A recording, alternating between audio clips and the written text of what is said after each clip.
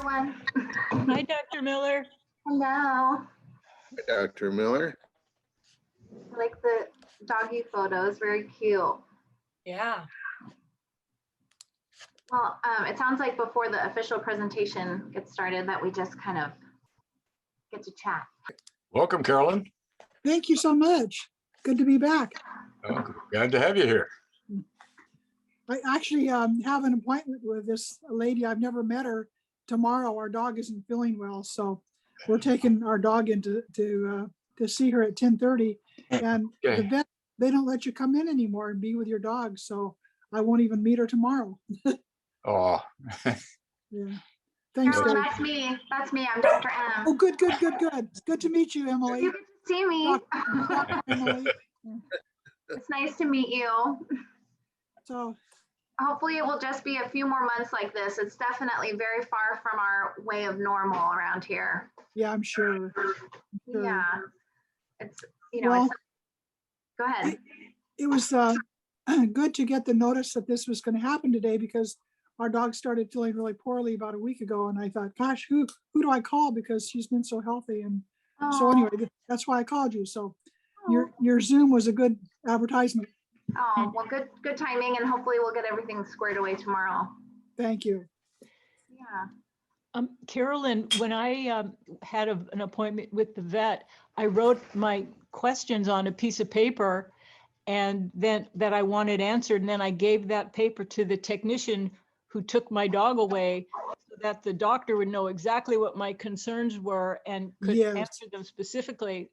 And when my dog came back, the technician one time the vet came and answered all those questions. So that's what I suggest. Thank you so much, Maxine. I've been actually rehearsing that in my head, what to write. Oh, good. Yeah, my husband's going to go too. He says it's okay.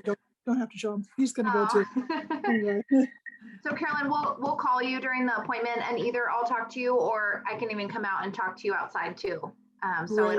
it'll be, you know, once we get to do an exam and everything and kind of see what's going on. Yeah, we'll get to touch base.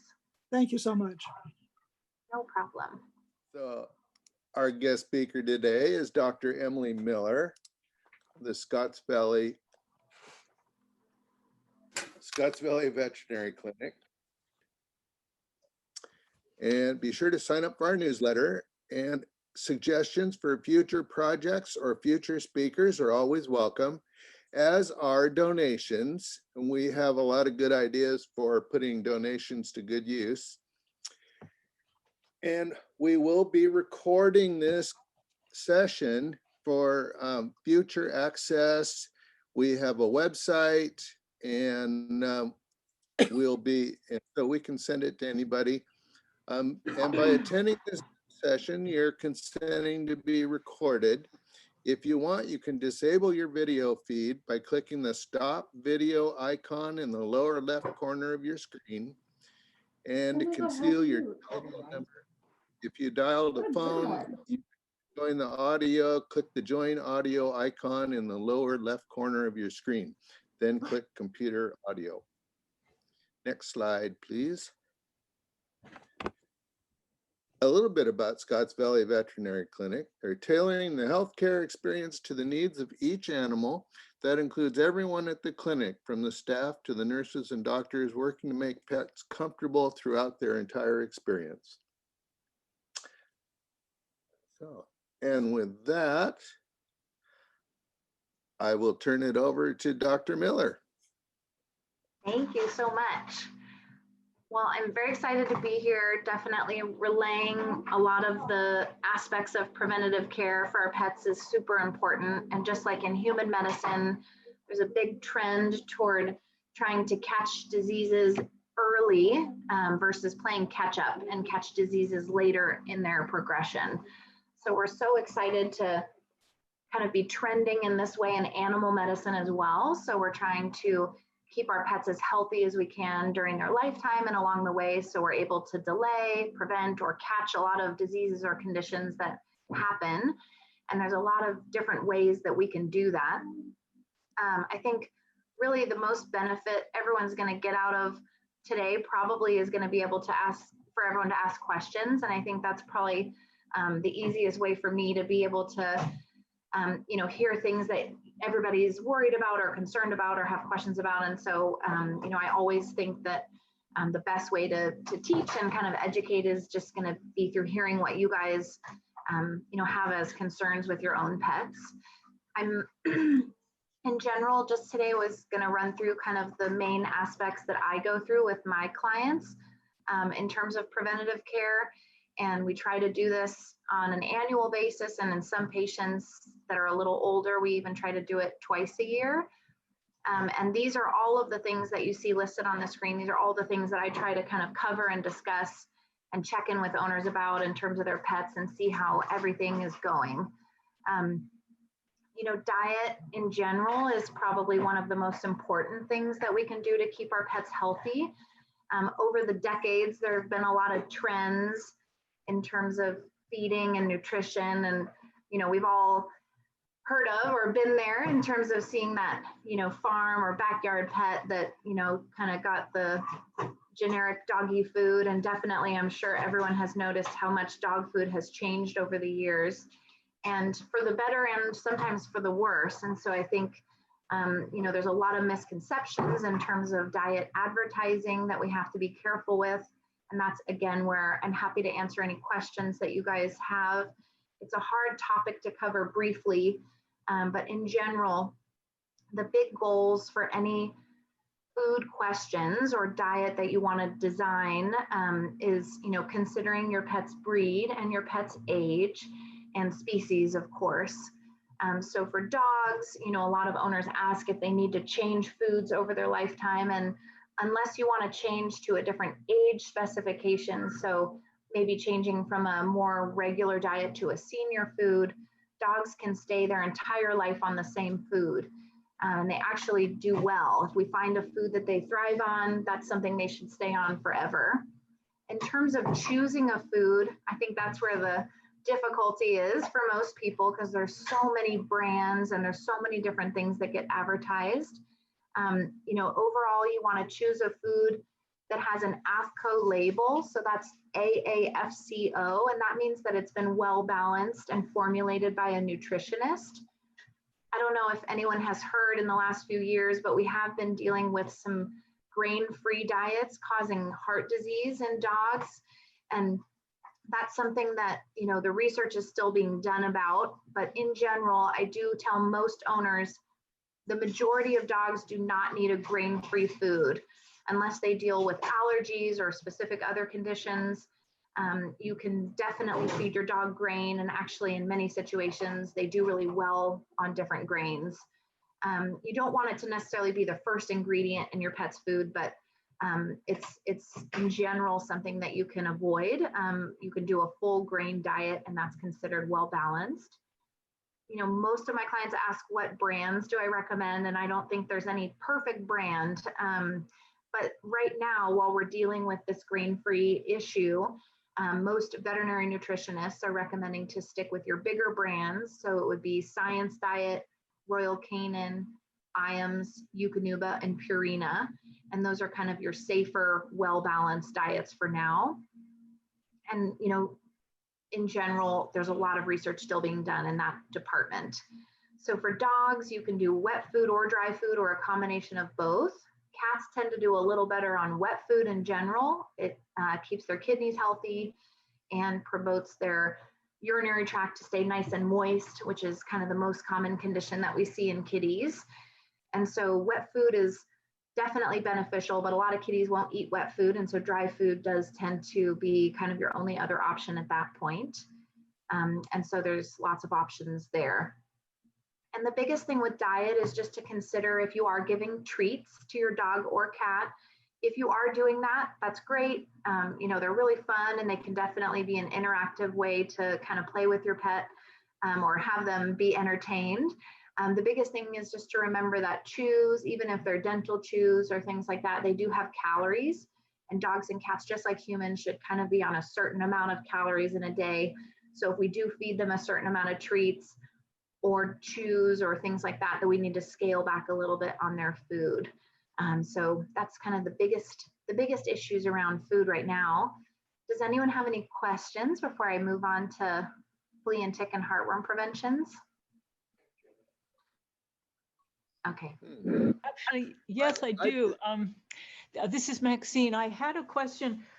There's a website I hear about called dogfoodadvisor.org, and where they rate dog foods, give them stars 1 to 5. And so I always try to, get a 5-star food. I wonder if you thought dogfoodadvisor.org's recommendations are safe.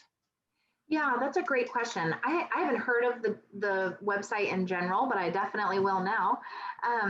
So in general, the AFCO label that's made, that's put on different brands and different foods, that means that a veterinary nutritionist had made sure that it has everything that it needs to have. So that's the most important thing when you're choosing. I'm wondering if this website goes one step further and maybe rates diets based on quality of ingredients and things like that.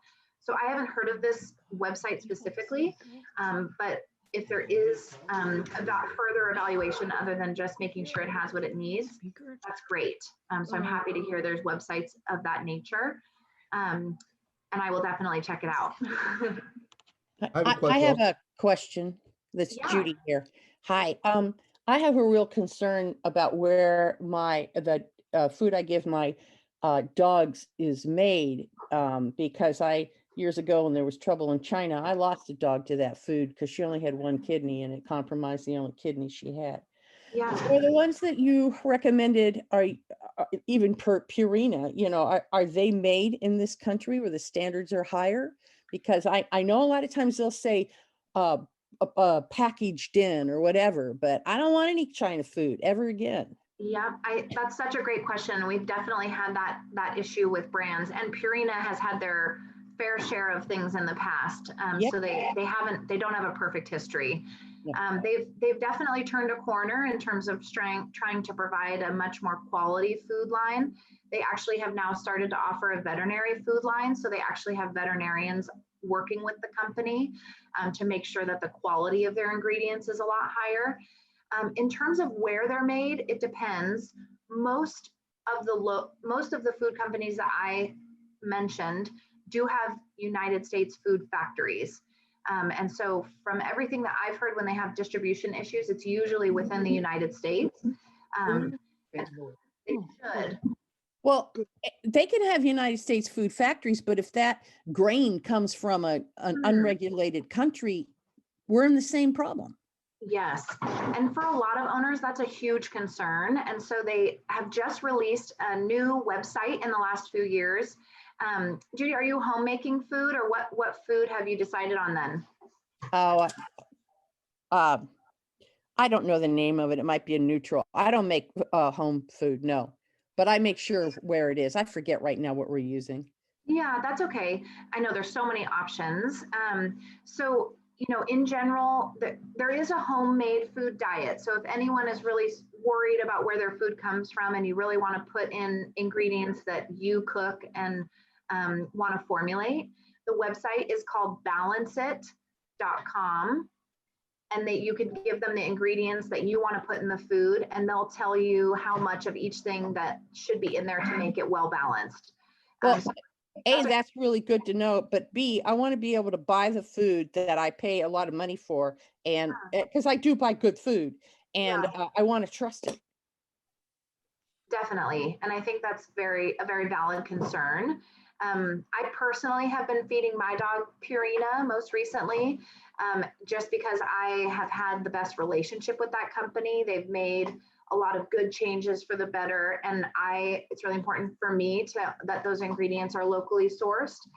So in terms of the relationships that I've had and the information I've gotten, Purina seems to be the most kind of reputable and highest quality in general. Royal Canin, yeah, you're welcome. Royal Canin is definitely also very quality, but can be more expensive. And for that reason, and they've recently had some back order issues with the epidemic or pandemic. So in general, that's been kind of a harder diet to be on lately. Yeah. Judy, the last thing I'll say, So sorry, Jack. Judy, the last thing I'll say really quick is every food company has a customer service representative line, and you can always contact them and you can ask them exactly where they source everything from. And they usually will have a manager, if not the representative that you reach, and they should be able to answer those questions for you. Thank you. I have a comment. This is Jack. I remember when the dog food from China was a problem, and IAMS was one of the companies back then that that had some of the bad stuff in it. Yeah. So the companies in the past really struggled with trying to provide a diet that was cost efficient or cost effective. That was kind of the number one thing that people were looking for when they would poll different clients in terms of what they were desiring in the pet food. In the last 10 to 20 years, you know, they've really transitioned to screening clients in terms of what they're looking for. And everybody almost across the board, like 98%, has said that it's the quality of the ingredients of the food. And so I'm sure some of you have noticed that food in general has almost doubled in cost in the last 10 years. And so that's been a big part of it, is that they've had to source a lot of ingredients a lot more locally, and therefore they're usually higher quality. And that has changed a lot of the industry in general. But, you know, I hear from a lot of clients that over-the-counter diets are as expensive as the veterinary diets now. So, you know, it's definitely a trend that we're seeing, but hopefully it's a little bit for the better. But definitely it's something that a lot of clients struggle with on a regular basis. Dr. Miller, Yeah. I have a question. I generally do make quite a pot of different dog food. I have two small dogs, terrier mixed breeds. And like, is there anything, sometimes I make a pot of split pea soup, barley, and lentil, and it's a real thick, and I keep that in the refrigerator, and then brown rice or white rice, and then usually chicken thighs I cook with cutting the fat off and the juice, and then they get a tablespoon or two of Beyond Purina kibbles on top, and they've always done well, but does that sound okay? Yeah, that's a great question. So I think the biggest thing in terms of home cooking food is you just have to keep in mind that it's hard for us, no matter what ingredients we put in sometimes, to make sure that there are enough vitamins and make sure that there's enough calcium and phosphorus in the diet. So calcium is really, really, really important for dogs. I've seen a few patients over my career where we're doing a homemade diet with a variety of ingredients, and they can actually get osteoporosis type conditions from not getting enough calcium. So the biggest thing, if you want to kind of home cook or do a lot of food that you are preparing otherwise, you want to just make sure that you're at least doing, they say a half of the food that you feed is at least a wet food or a dry food that's a balanced food. So as much of that kind of balanced food that you can get in there would be better. That's why I mentioned that balanceit.com. You can enter all of the ingredients that you give on a regular basis, and they will actually formulate you a multivitamin that you can give, and that will make sure that you're not missing anything, and you could almost do without the kibble. But the safest thing to do is to do a half and half, home cooked and kibble, just to make sure you're not missing anything. Thank you. That's great to know. Also, just is a little bit of flax oil good on there, like a tablespoon of flax oil, or is that not good to add oil? You can do that. In general, all of the oils, olive oil, coconut oil, flax oil, they're all safe.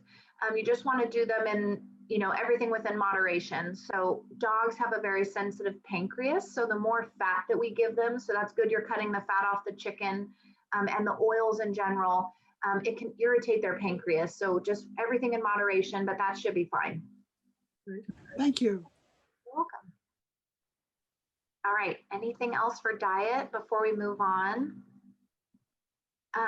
So flea and tick and heartworm preventions are a little bit difficult to discuss just as a general topic, you know, because everyone lives with such a different, you know, setting, and everyone's pets are having different exposure to maybe other pets or wildlife or the outside in general.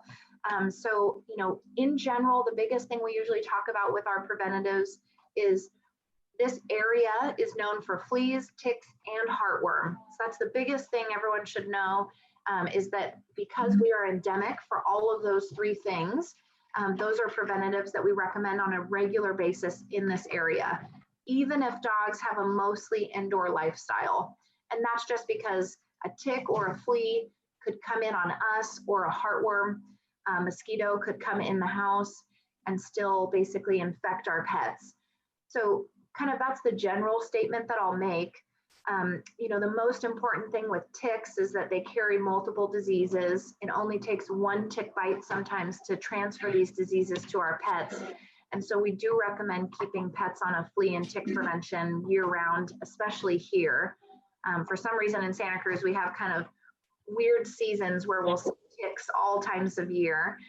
And flea and tick preventatives have come a really long way. I've been a veterinarian now almost 10 years, and I was a technician, a nurse, veterinary nurse before that for almost 10 years. I've seen quite the change in flea and tick preventatives, and they've really, really progressed to being a lot more effective, a lot safer, and a lot easier to give. Fleas also can carry diseases, especially for kitties. If kitties eat fleas, that's how they can get things like tapeworms. Flea bites with kitties can carry diseases like mycoplasma, so it's really important to keep kitties on a year-round flea preventative. And the hardest thing with cats is that they actually will groom most fleas off of their fur. So it's really hard for us to ever find fleas or, concern that our cat even has fleas, because they usually will eat most of them. So it is a good idea to do that. So sorry, was there a question? Oh, you guys good. Okay, so that's the biggest thing with fleas and ticks. And with heartworm, heartworm is carried from mosquitoes, and they usually get the heartworm infection from biting a coyote, and they transfer it to our dogs. And because heartworm can be fatal and it's an expensive treatment that can be risky, we do usually recommend year-round heartworm preventatives.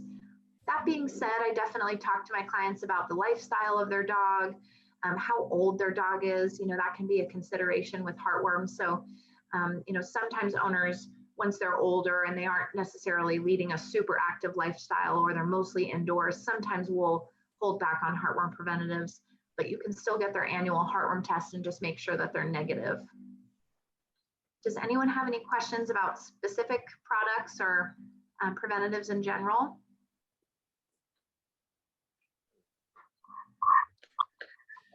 How do you know if they have heartworms? Yeah, so the symptoms of heartworm that you would maybe see at home would be things like coughing or lethargy. So they might be less active or have a decreased appetite.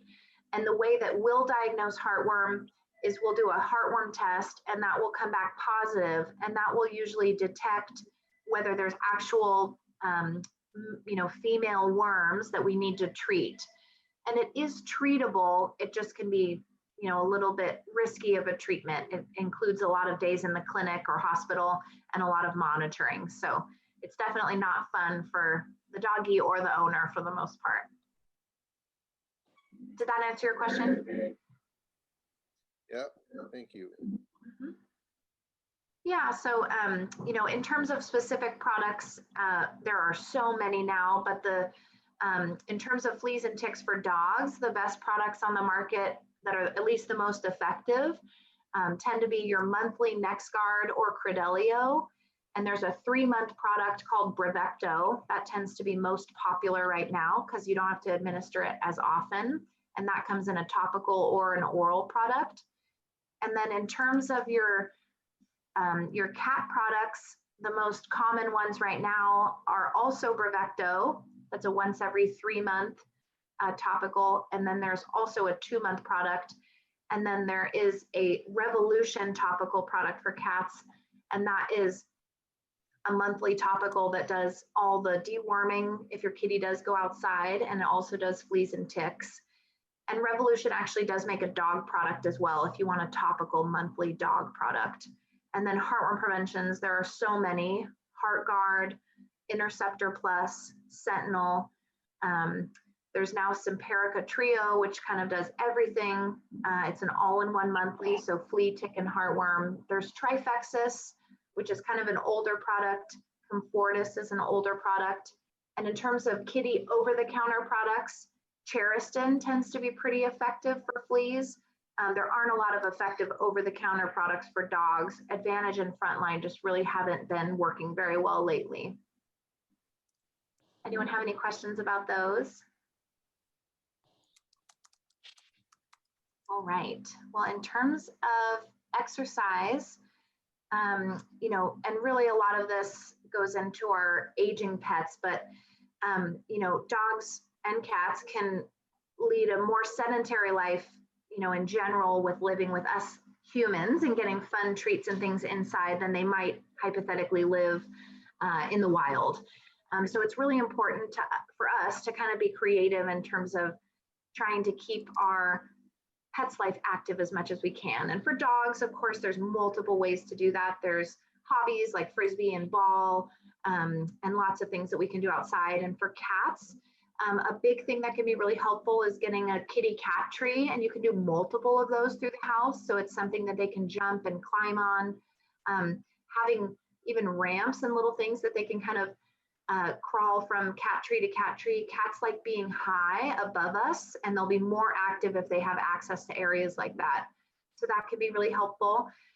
If you don't have a lot of room or space for anything like that, laser pointers are really effective. They really love chasing them and playing, and we don't necessarily have to be super active to do that with them. You can do, of course, other toys and things like that for cats as well. But in general, I think one of the biggest things we all struggle with our pets is keeping them lean, and that really prolongs their life. You know, they say almost 50% of our patients in the United States, our doggy and kitty patients, are overweight, and it's not always severe, but even just that subtle decrease in weight can really prolong their life even years. So it's definitely something that we're really closely monitoring. And if you have a pet that you're really struggling with weight, you've been more active with them, you've cut back on their food, there are prescription diets that can help them lose weight as well. So there's lots of options there. Does anybody have any questions about exercise? Dr. Miller, I have a question.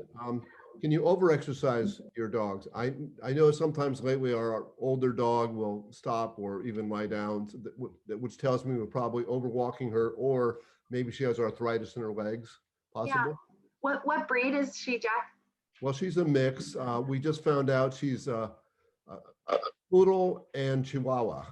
Oh, fun. I just always laugh because I feel like a lot of, oh, sorry, go ahead. I was gonna say, she's like a little 18-pound kind of low rider with a plumy tail and like Shih Tzu eyes.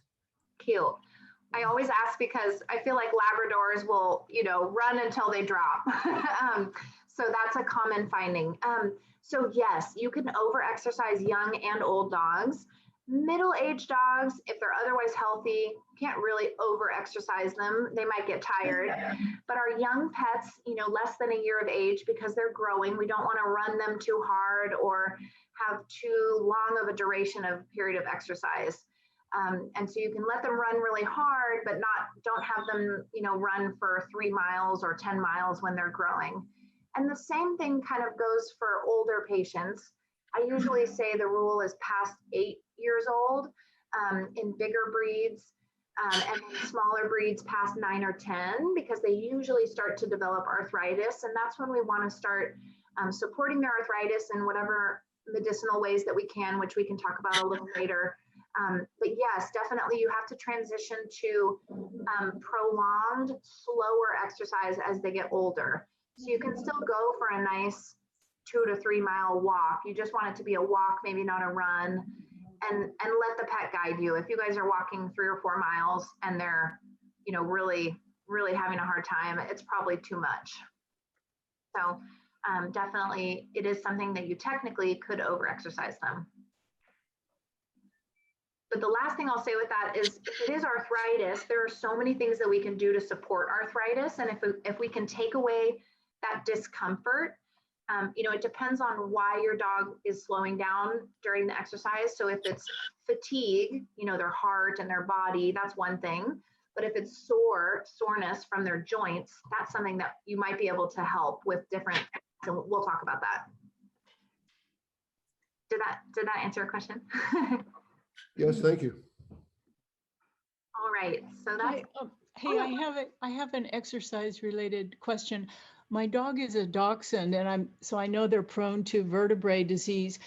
And we walk our dog 2 miles a day. She's really muscular, and she seems to do well. But I'm concerned, when do I have to cut back on the exercise because of her long back?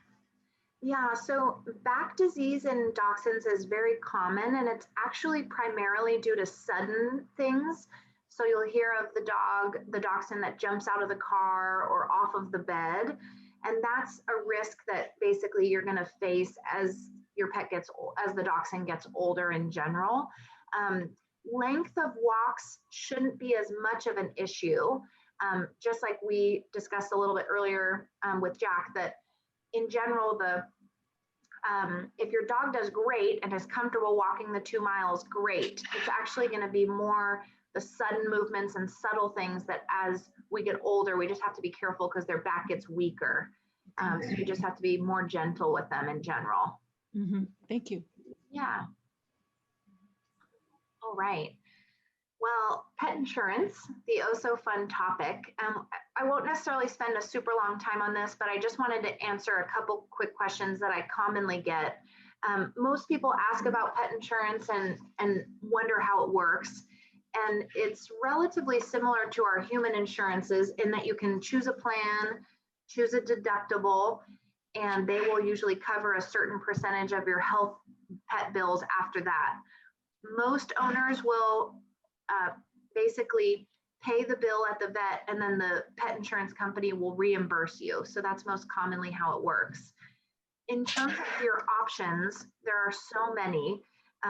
Most veterinary hospitals are not associated with any pet insurance company specifically, and they usually accept multiple. And the biggest option that you have is choosing an accident illness plan. So just if your pet gets sick, like an ear infection, or they eat a tennis ball or something like that, or versus a wellness plan. And a wellness plan will help you cover vaccines, your flea and tick preventions, blood panels, dental cleanings, and you can also combine those two. So you can get a wellness with accident illness included. So in general, it depends a little bit on what you're looking for, and each breed with each different company will have different kind of deductible rules and may be more or less expensive. If you're looking for just accident illness coverage, the most popular companies, I think right now, are Trupanion and Healthy Paws. And if you'd like wellness coverage included, I think it's nationwide. Let's see, Embrace and Pets Vest that all seem to be the most popular. Does anyone have any more specific questions about pet insurance? You can start it at any age. Is it cheaper to start them at a early age? I mean, I guess you pay premiums longer, but yeah, so you never know when you're going to have something happen, and that's what's hard. I have a lot of 6-month-old puppies that make claims on their pet insurance for something weird that happened. But yes, technically, when you start the insurance, the deductible and the premiums will all be based on the pet's breed and the pet's age, and the less conditions that the dog is predisposed to based on their breed, and the younger the dog is, the more affordable the insurance will be. And do you know, I guess you told us the ones that you hear are very popular, so you guys aren't involved at all. So you don't really know which ones aren't very customer friendly. Yeah, I mean, it depends on, so I actually deal a lot with these companies. So I do sort of get a sense for their customer service. What's hard is the representatives that I meet aren't necessarily who you would necessarily talk to about issues, and that's what gets tricky. But I find that most owners are very happy with Healthy Paws if you just want accident illness coverage. And let's see, I'm looking at the full list. Healthy Paws is probably the one that I deal with most in terms of accident illness. Trupanion has been around for a really long time, and a lot of people like Trupanion because they don't have a lifetime exclusion policy. So basically, let's say they get, let's say a dog tears their ACL. Trupanion will cover that incident for their lifetime. Their deductible won't restart every year. So a lot of people think that Trupanion is really great for that reason. So those are definitely the two most common. And Trupanion does have a really good customer service kind of center. But in general, I think a lot of people get frustrated with any accident and illness company alone, because if nothing happens, then you pay for it, forever, and you never use it. So I find most clients prefer to do a plan that includes wellness also, so that at least you get to use it, and hopefully you never have to use your accident illness policy. And that's where I think most people go with Nationwide. It used to be called BPI. Embrace is a newer company. Everyone I've met there seems really nice, but I don't have a lot of clients that use it yet. And then Pets Best seems to be kind of right behind. And if you want all of these companies side by side, I, a few years ago, called each company and created a side-by-side comparison chart. So if you go to Scotts Valley Veterinary Clinic, it's scottsvalleyvet.com, and you select the pet insurance tab, then that will compare all of the companies side by side in terms of their monthly deductibles, their premiums, their copays, all of the percentages you can choose to get refunded at, and all of the conditions that they consider pre-existing or that might affect the policy. That's fabulous. Thank you. Yeah, you're welcome. I was getting a lot of questions about it over the years, so I figured might as well create something where they're all side by side. So I still recommend picking or choosing 2 or 3, calling around to the different companies, making sure you're comparing apples to apples, and then see based on your pet's age and your pet's breed what premium or monthly premium they would charge you.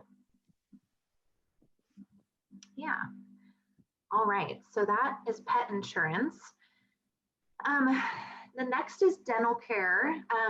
In general, the biggest thing with dental care is being able to figure out something that works for you and your pet in terms of kind of regular maintenance. And for a lot of dogs, they do let you brush their teeth, which is great, but most don't. And so for those pets, we usually have to do something at home other than brushing to be able to try to keep those teeth healthy. Dogs, unfortunately, have a lot of bacteria in their mouths, and so they are predisposed to getting dental disease. And the smaller the dog, the more they are predisposed to that fact. So our bigger dogs just chew on a lot more things. They kind of clear and flesh out the mouth better. But our smaller dogs don't chew on as much stuff. Their mouth stays small. Their cheeks kind of hide their mouth and make a nice little warm incubator.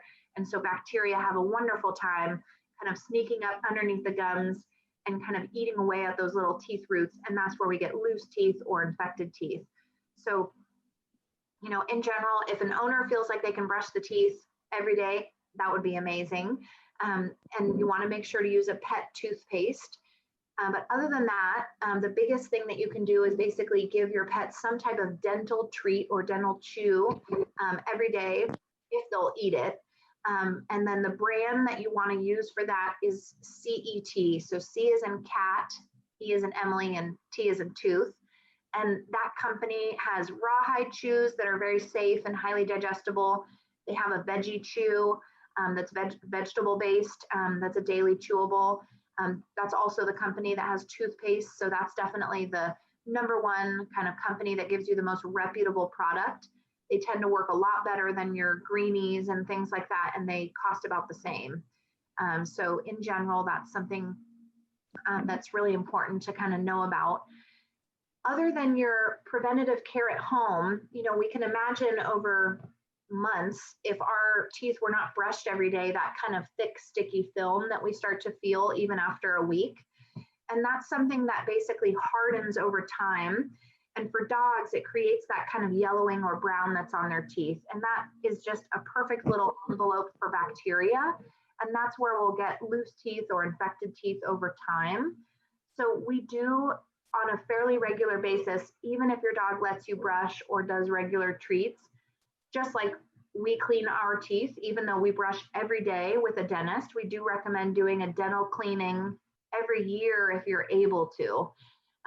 Because most dog and cat dental procedures are kind of loud when we use that ultrasonic scaler like we do in humans, and we go up underneath the gums and make sure we get a really good cleaning. And unfortunately, sometimes there's one or two little loose teeth, hopefully not any of our big teeth. We usually do dental cleanings under anesthesia, and that's to allow us to clean the teeth really well as pull any teeth that we need to, and take x-rays of the teeth. So just like when you go to the dentist and they take x-rays of your teeth, we do that for pets now as well. And so that's all of the reasons that we have to do anesthesia. A lot of clients ask about the non-sedated dental cleanings, maybe at a groomer or even a veterinarian sometimes. And those definitely are far less ideal. We just aren't able to accomplish nearly as much. But in terms of just removing some of that brown or yellow plaque that gets on there, or that hard cement calculus, sometimes some of that can be removed in that way. It just doesn't give them quite the boost that they need with healthy teeth moving forward. Does anyone have any questions about teeth? I do. So my Shelties do let me brush their teeth. Great. And they love poultry flavored toothpaste. Perfect. Which is gross. And basically I brush them and let them lick the poultry flavored toothpaste. I'm the one that forgets to do it 3 times a week. Do you have recommendations of where I can have a non, one where they don't put anesthetize them? Because frankly, the cost is prohibitive for me to do it every year with 2 dogs and the cat needs it because he's diabetic. But I find that if they can, they'll let someone do anything to them. So where do I go locally? Yeah, that's a great question. I actually don't know of anywhere locally that does the unsedated ones. It usually is through grooming facilities. So you can call around to the local grooming, at least in my area. That's, Earthwise. I think Pet Pals downtown does grooming. And so those are kind of the bigger grooming centers. Most groomers are pretty nervous to do those dental procedures because if they do try to kind of chip off that calculus and it breaks a tooth, or something weird happens, like they cut the gums, it can be a really big liability and it can be really stressful on the dogs. So a lot of people steer away from it for that reason. If you are able to brush every day, I don't necessarily recommend a dental cleaning every year. I usually recommend every 2 years or so if you really are able to keep those teeth pretty clean, which is mine won't chew on anything. And like I said, I'm the one that forgets to do it. Yeah. They let me do it because it's a big treat to them. Yeah, there also are water additives. So some people will add antibacterial dental water additives. And I think there's some available on Amazon, and you can do that. And those are antibacterial. And so those are kind of similar to brushing every day. It doesn't actually kind of get off that sticky stuff, but it at least kind of flushes the mouth really well. So that's another thing you can do as home. And a cat can use that too, because they share a bowl. Yes, the cat can use the water additive as well. And there are dental treats through CET for cats now as well. And they actually, believe it or not, are pretty palatable. So that is something that you could try. Thank you. Yeah. Any other questions about teeth? Okay. Well, let's see, this next section is vaccines. So I'll just kind of run through in general the most common vaccines and the ones that we recommend. And then if anybody has any specific questions, I'm happy to answer them. In general, the only vaccine that's required by law in dogs is a rabies vaccine. And for most dogs, it's either a 1-year or a 3-year vaccine. However, there are other vaccines that we recommend as core vaccines in dogs for all dogs. And at least in this area, that's distemper parvo, which most dogs have as that vaccine as a puppy. And then we usually recommend that also every 1 or 3 years as they get older. And the last vaccine that we recommend as a core vaccine is leptospirosis. It's an infection that our dogs can get from wildlife, and it's something that they would get by licking wildlife urine, and it causes kidney failure. So for that reason, we definitely recommend vaccinations. It's a zoonotic disease, meaning that's something we can catch. So it's another reason that we recommend vaccinating, because we do have it in this area. Other than that, all of the vaccines are considered kind of elective vaccines and are optional. So it really just depends on lifestyle and what you're looking for. Your Bordetella vaccine is your kennel cough vaccine. It doesn't prevent against kennel cough entirely. It just prevents against Bordetella, which is one of the nastier forms of kennel cough. So kennel cough is actually caused by 7 different things, viruses and bacteria in combination. Most boarders and groomers require that. So that's a big reason that owners will do that vaccine. But it's definitely something that's, just recommended if you need it. The flu vaccine is another dog vaccine that has been developed in the last few years. And if anyone remembers, we had a flu outbreak kind of over the hill a couple years ago. We haven't been seeing a lot of flu lately, whether it's our own pandemic that's keeping everybody home. But in general, it's not necessarily a vaccine that I recommend unless your boarder or your groomer requires it. And then the last 2 vaccines are also optional based on lifestyle. So the Lyme vaccine protects against Lyme disease from ticks. While it's an excellent vaccine, and if your dog does get a lot of ticks, it can be very helpful. In general, I recommend you much more spend the money on a good flea and tick preventative, so that your tick preventative will prevent against all of the tick-borne diseases, not just Lyme disease. That's where I recommend my clients spend their money. So it's so important to do a regular flea and tick prevention, prevent all of the diseases versus just Lyme disease. Some owners, despite flea and tick preventions, they just know that their property or their house or their friend's dog comes over and brings tons of ticks. So for those reasons, they're really nervous, and then you can definitely get the Lyme vaccine just in case to kind of give you, comfort or peace of mind.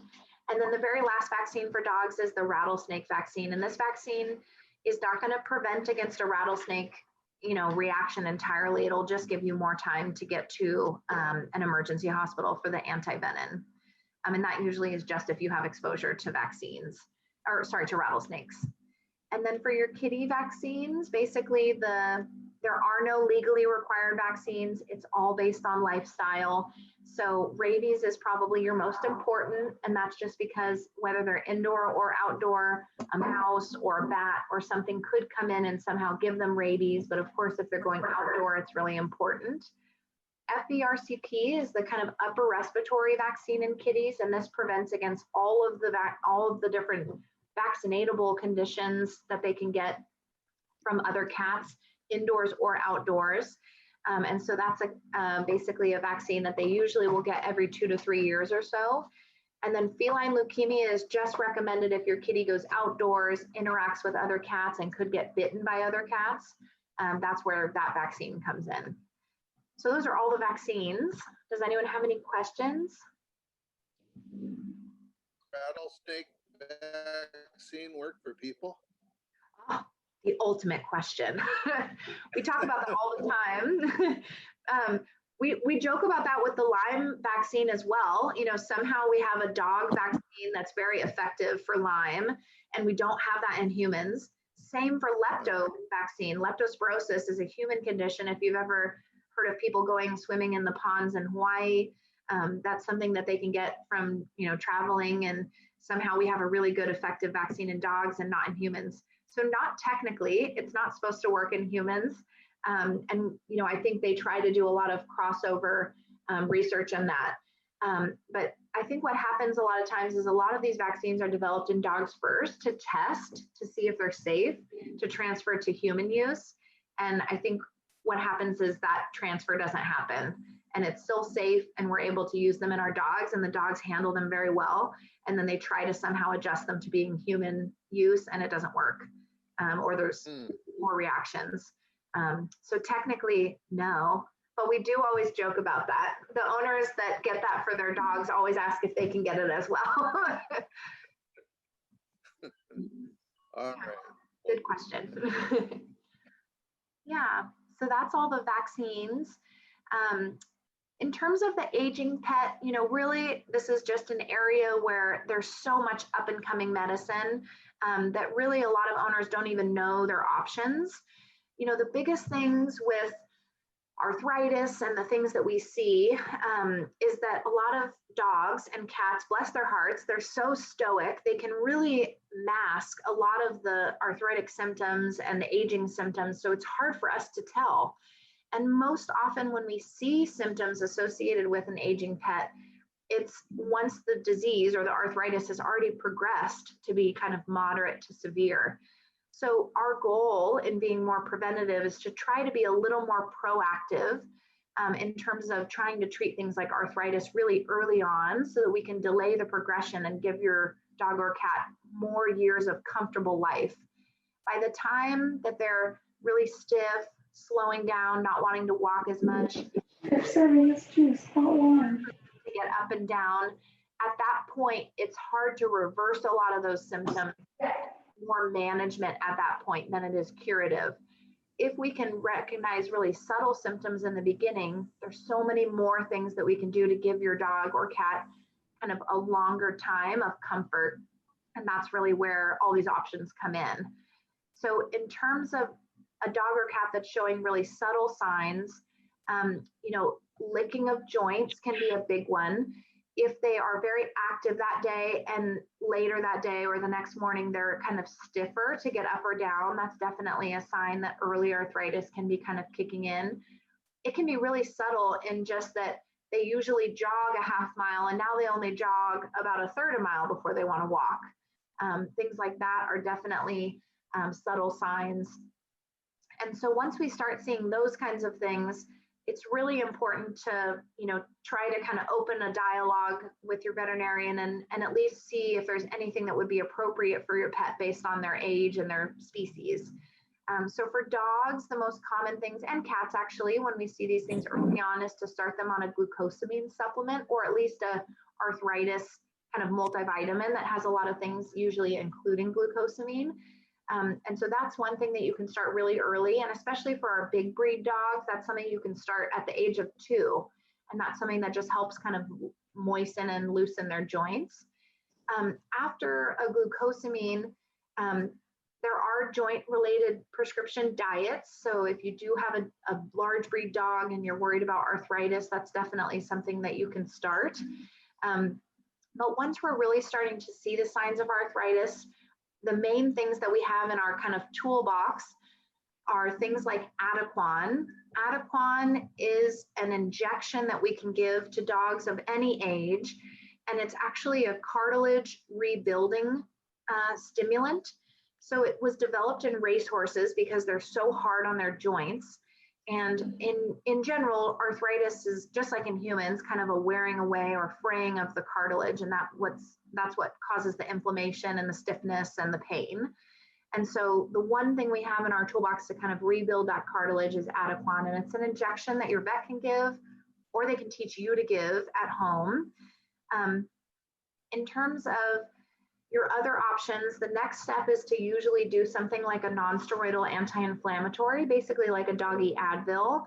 And at first, some owners will just use that as needed on days that they think they're going to be really active, or they're noticing that their pet is really sore.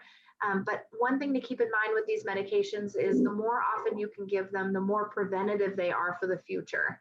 So that's really helpful in that, the more we can delay the onset or severity of the arthritis, the longer your pet can have in terms of having a kind of normal exercise routine and quality of life.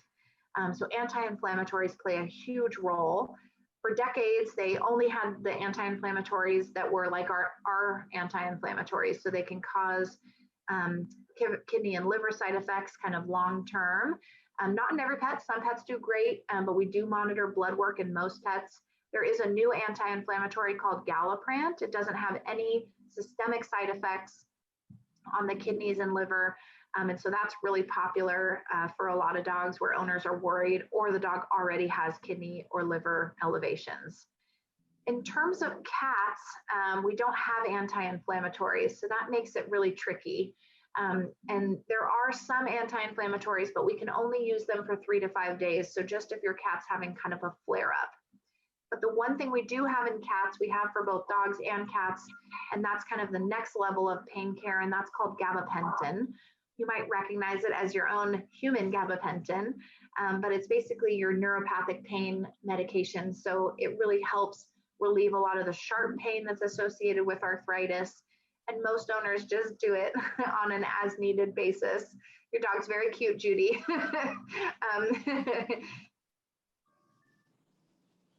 Oh. He's a COVID rescue puppy, and I'm trying to Yay. keep him quiet because he wants to get the cat. Oh, well, he's very cute. Yeah, so gabapentin's available in both dogs and cats, and the symptoms in cats for arthritis are going to just be less activity, so less chasing, less jumping up and down, more of a sedentary lifestyle, and those are kind of the subtle things that you might see in a kitty. And then, you know, there's also acupuncture and things like that for dogs. There's underwater treadmills for physical therapy if there's been an injury in the past.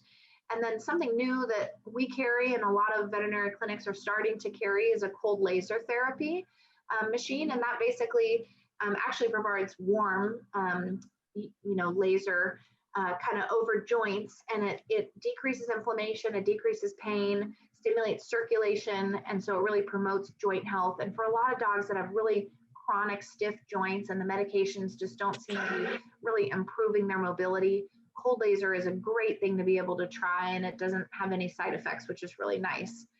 So that's one of our big modalities in terms of being able to keep pets comfortable. And kind of the other side of aging pets is really just blood work. You know, physical exams that we do can only tell us so much, and dogs and cats can't tell us much. And so really the way that we're able to tell their internal health is by doing blood panels. And they recommend doing those annually up until maybe the age of 7 or 8. And then as often as every 6 months, you know, doggies age, you know, 7 to 10 years for every one of our years. And so that's something that we want to monitor really closely and catch anything that we can as early as we can to be able to help. So that's kind of the big things with our aging pets. Does anyone have any other questions about that? I have a question. If and with arthritis, do you recommend turmeric? Yeah, that's a great question. So in general, the balance of Western medicine with kind of our Chinese herbal medicine is always in, you know, back and forth, just like in human medicine. So our more herbal supplements or herbal medicines are definitely, there are Chinese herbal veterinary specialists that will specialize in making recommendations on herbs and things like that. CBD is a really common thing that a lot of people ask about. The hard thing with our herb supplements, so things like turmeric or CBD, is that we don't have a lot of research on the doses that should be used. And a lot of dogs are really sensitive to things like herbs and even CBD or especially THC, that, you know, it's very hard for me to be able to make really solid kind of recommendations in terms of kind of how much to use and how often. And that's where it gets really tricky. But turmeric is included at low doses in a lot of the arthritis supplements that are made over the counter by veterinarians. And so that's probably the safest way to do turmeric, is to include or to give a product that already has it in it and it's been tested for toxicity in pets.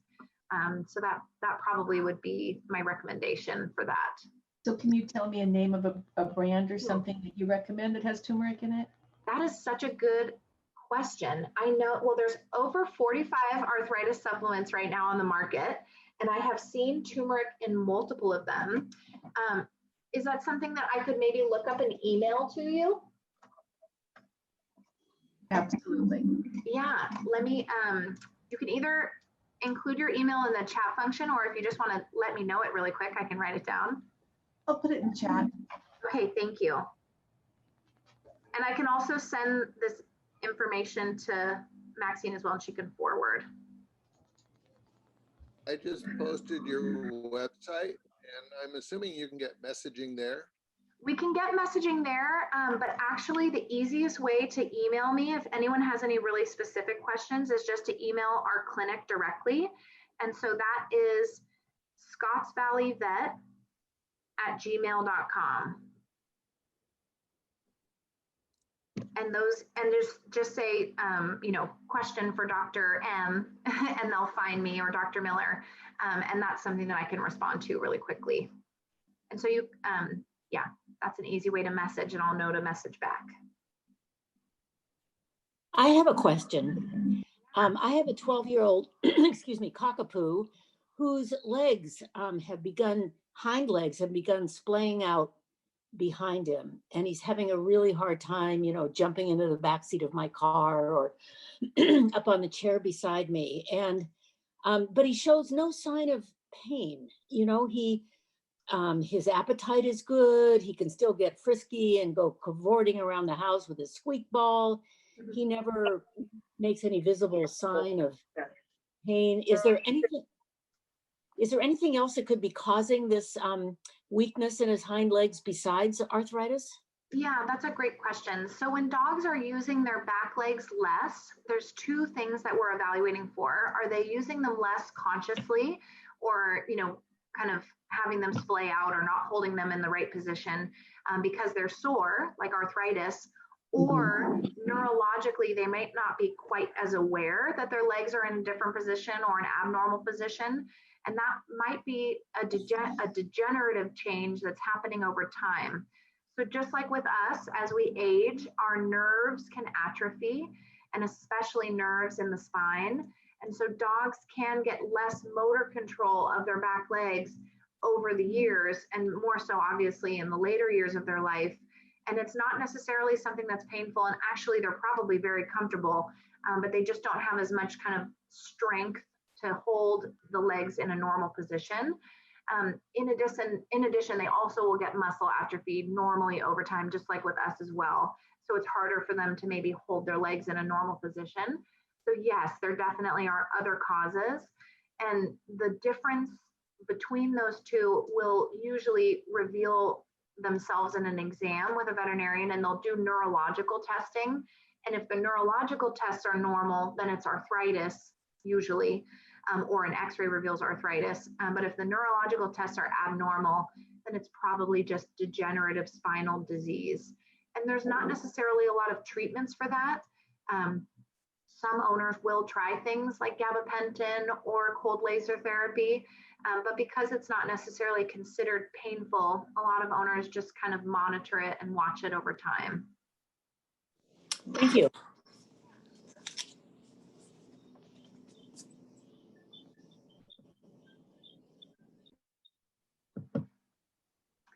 All right, well, are there any other general questions? Dr. Miller, could you talk again about the leather chews? Are they safe to give a dog? Someone gave us a bag of leather chews they no longer needed. And we have the two little dogs, and I'm just kind of hesitant about giving them to chew on, because somehow I heard they could chew them and get them really tangled up in the bowels. I'm not sure. Yeah, so that's such a great question. So rawhide chews in general, the risk is that rawhide wants to stick to itself.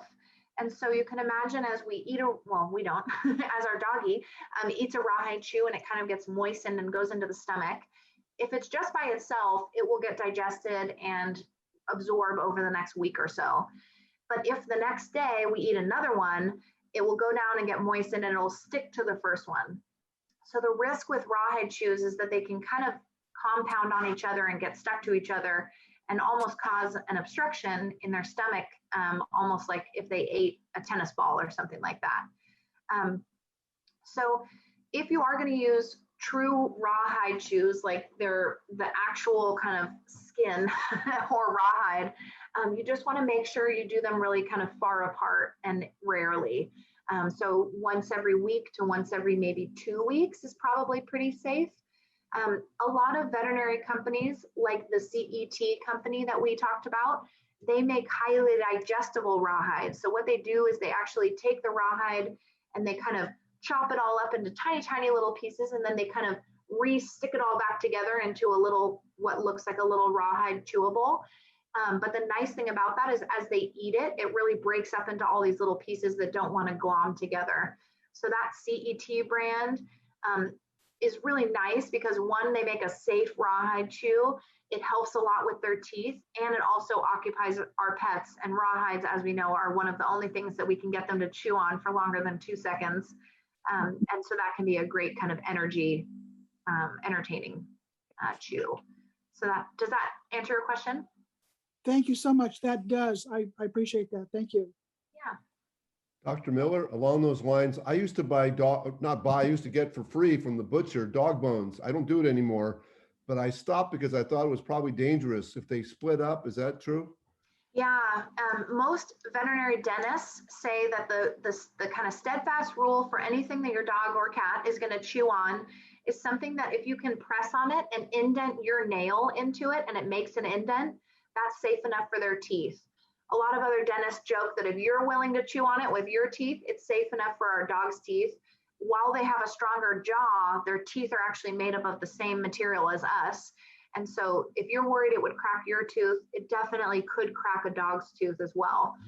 But definitely with bones or hooves or antlers, the biggest risks are splintering off pieces of it and having those splinter and poke into the intestines, and sometimes it can make them really sick. So we try to avoid all of those really, really hard, splintered, chewable things. So you try to, as much as you can, stick with things like rawhides, kongs, the rubber kongs, or rope toys. Obviously things that hopefully they can't shred up and eat.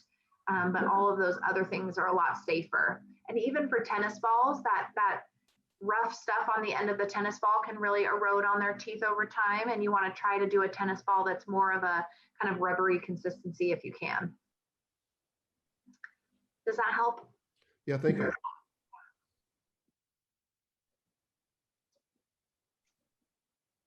All right. Well, that's the end of our preventative care talk in general. Does anyone have any just other random questions? It doesn't necessarily have to be preventative, I guess, in general. I just want to thank you. This has been fabulous. You know, you're quick, you're succinct. I love that you name names and take no prisoners. So, you know, I mean, it's helpful because you sit there and you don't know what brands, you know, have better customer service or, you know, that you can trust. So I really appreciate it. And thank you. This has been fabulous. You're welcome. It has been very good. Thank you. Thank you so much. Thank you, everybody. Well, I Dr. really Miller, appreciate, yeah. one more question. Yeah. My husband just reminded me, pardon me, one of our little dogs licks the top of his paws an awful lot, his front paws. And I've read, you know, in the internet, if your dog licks paws, I don't know what causes that, or is that a problem? That's a super great question and very, very common in Santa Cruz, especially. Can I ask, does your dog do it at certain times of day, like after he or she goes outside, or is it just at night? When do you guys notice it? I think at night. Oh, yeah, more like at nighttime. Yeah, so there's 2 different reasons that dogs will lick in general, or 3, I guess, technically. They will lick for pain. So let's say your dog's licking one paw and not the other. That usually means that something in that paw is sore or itchy. So that's kind of the most common reason. But if you're noticing on more of a chronic kind of behavior, the 2 reasons that they'll do that are either stress relief. So some dogs find licking a stress relief behavior. And so I definitely have a lot of dogs that seem to be more nervous little dogs or anxious dogs, where licking is kind of one of their stress relief behaviors that you'll see. And then the other reason is allergies. So especially with paws, let's say your dog has maybe a mild allergy to grass or some type of pollen that they get by walking outside. They'll run around outside, and then that pollen or that grass will kind of absorb into their skin and their paws, and that will make their paws itchy. Those dogs usually have other signs of itching. So, you know, their belly gets itchy or their ears get itchy or red, but those are the most common reasons. I think it's hard because sometimes, you know, we're maybe suspicious of allergies, but the itching isn't super bad other than their paws. And so we're always struggling with, you know, should we treat it as a stress behavior and try anti-stress relieving things, or should we try allergy treatments? And sometimes it's trial and error. Sometimes we'll try first stress relieving probiotic, which is made now by Purina, called Calming Care, or we'll try an herbal chewable like Solaquin, which is the new kind of calming supplement that we can give that's more natural, or even a medicinal anti-anxiety, and see if that helps. And if none of those things help, then sometimes we'll do trials of the anti-allergy medications or treatments and see if those things help. So that's where it would be nice if our dogs could tell us. It would be so much easier. But yes, in general, it could be a few different things. Thank you so very much for today. This is wonderful today.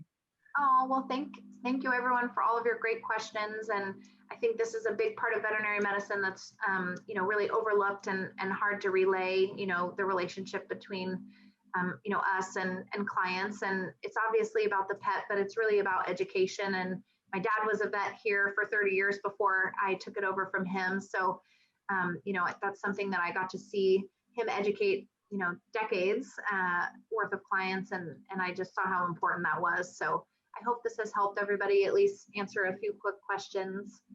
And if you have any other questions at any point, feel free to use our email as you need to.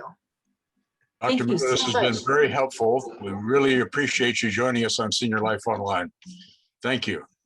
You're welcome. Have a wonderful evening, everybody. Thank you. Thanks so much. You too. Take care, bye. Okay. Before we go, I've got a few announcements. For one thing, we're going to be teaming up with Scotts Valley High School students to provide care packages to local senior citizens. So if anyone knows a senior who might be lonely, isolated, or in need of resources, please let us know, and we'll put them on our list. We'll deliver up to 50 care packages, and we'll be working with the high school students as closely as circumstances will allow us. So, and the other thing we'll be doing is we'll be hosting a Zoom workshop with the students, and they'll be sharing some of the programming that they like on YouTube. YouTube's become more popular than television nowadays for kids. So there's an amazing amount of programming there, and they're going to be a great resource for us to just get a little bit of an idea of what's available out there. And we'll also be looking forward to hosting Eden Israel, who does a fun sing-along program. And she kicked us off, actually, so she's going to be back for command performance. And this program, as well as others we've done in the past, are on the Scotts Valley Senior Life YouTube channel. So you can tune in there, and you can Google it, but the best way to find it would be probably through our newsletter or through our Scotts Valley Senior Life website. So with that, thank you all for attending, and we hope to see you back. We're going to be doing our workshops on the first and third Mondays of every month. So stay tuned. We don't have a speaker scheduled yet for 2 weeks, but as soon as we do, we'll send them out. We'll announce on our Facebook, and we'll announce also in our newsletter. So thanks for attending. Okay. Thank you, George. All All right. That's our show for today. Thank you all for participating. Thank you for all the effort you put into making this work. You're very welcome.